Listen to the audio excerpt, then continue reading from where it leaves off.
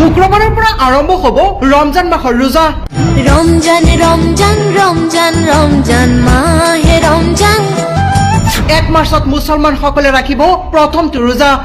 গোটেই মাৰ্চ মাহটো হ'ব অতিকৈ মূল্যৱান এটি মাহ।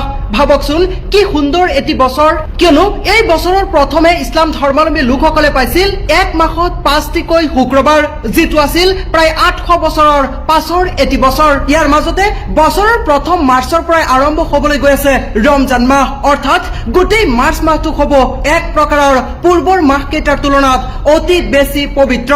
ভাগ্যৰ কথা, প্ৰথম ৰোজা শুক্ৰবাৰৰ পৰাই আৰম্ভ হ'ব।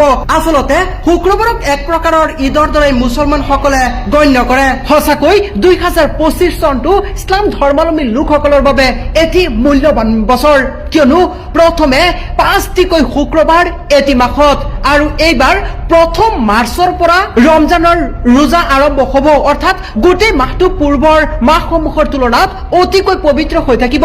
ইয়াৰ মাজতে আকৌ শুক্ৰবাৰৰ পৰা আৰম্ভ হ'ব পবিত্ৰ ৰমজান মাহ, অৰ্থাৎ প্ৰথম ৰোজা শুক্ৰবাৰে ৰাখি শুক্ৰবাৰৰ জুম্মাৰ নামাজ আদায় কৰিব মুছলমানসকলে। প্ৰত্যেকে ভিডিঅ'টো যিমান পাৰে শ্বেয়াৰ কৰি দিয়ক, কিয়নো এই খবৰ সকলোকে জনাই দিয়ক।